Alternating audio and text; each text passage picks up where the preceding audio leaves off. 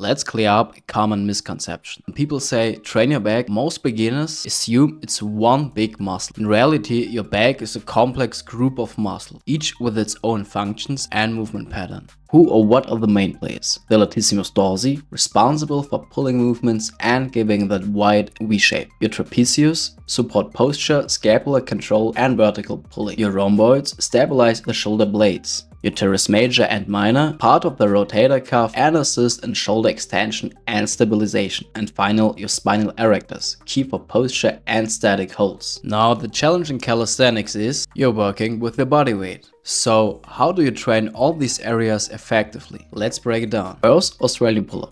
This is an underrated but essential movement, especially for beginners. Set a bar at height, walk under and roll your chest up. Focus on scapular retraction, pulling your shoulder blades together. This primarily targets the middle and lower traps, rhomboids and a bit of rear delt. Think of it as your base of horizontal pulling strength. Next, we have the commando pull-up. It's a hybrid movement combining vertical and rotational pulling. You grip the bar with one hand in front of the other, then pull your head over to one side, then switch. Twisting engage your lats, obliques and teres major. It also builds unilateral strength and helps balance any pulling imbalances. Then we got the wide pull-up. This one gets a lot of hate because it's tough, but that's actually why it works. When done correctly, wide pull-ups isolate the lats more effectively than close grip variation. The wider angle reduces biceps involvement and forces your back to do the work. Just don't go ridiculously wide. Shoulder width plus a bit is enough. Controlled form is bigger than ego reps. Now let's talk about the structure.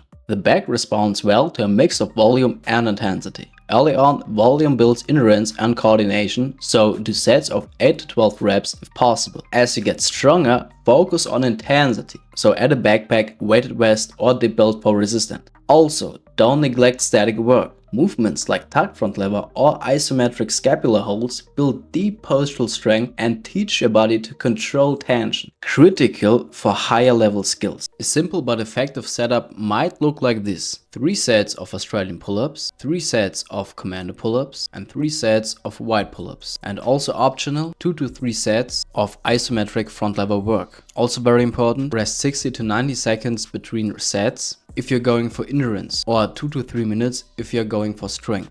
The final note, mind-muscle connection is key. Don't just yank yourself up. Control every rep. Focus on scapular movement, full range of motion and clean negatives. That's how you build real strength without cheating. Your back isn't just for show. It controls your posture, protects your shoulders and powers most advanced calisthenics skills. So train your back very smart and consistent, and the results will speak for themselves. Thank you for watching. See you next time.